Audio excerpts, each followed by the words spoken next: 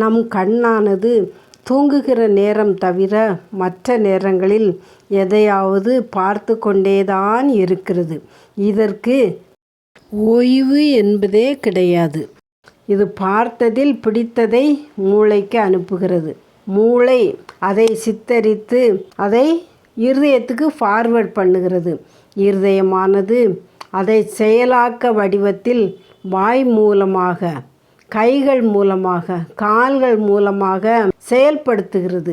கண்களின் இச்சை, மாம்சத்தின் இச்சை, ஜீவனத்தின் பெருமையாக அது வெளிப்படுகிறது. வெளிப்பட்டு அது சக மனிதர்களோடு துர்ச்செயல்களை செய்வதில் தீவிரிக்கிறது.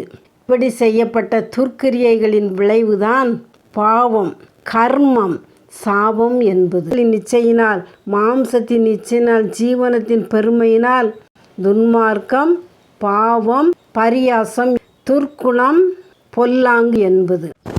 பாவம் செய்யும்போது மனிதன் சந்தோஷப்படுவான். ஆம், அவனுடைய மகிழ்ச்சிக்கு அளவே இல்லை என்று அவன் இருதயம் மார்த்தட்டி கொண்டேதான் இருக்கும். பாவம் அவனை இழுத்து கொண்டு ஓடிக்கொண்டே இருக்கும். ஆம், அவனும் பாவத்திற்கு பின்னாடி ஓடிக்கொண்டே இருப்பான். எங்கே ஓடுவா, எங்கே ஓடுவா, இயேசுவின் அன்பை மறந்து எங்கே ஓடுவா.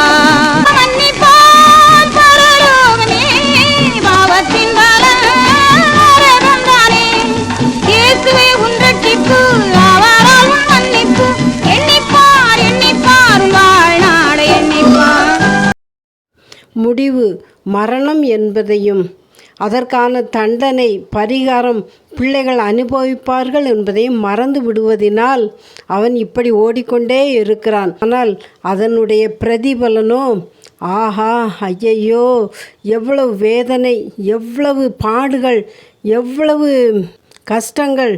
அவனுக்கு மட்டுமா? அவனுடைய பிள்ளைகளுக்கும் தான் அது சேர்த்து அவனுடைய பாவம் பரிகாரம் செலுத்தப்படுகிறது.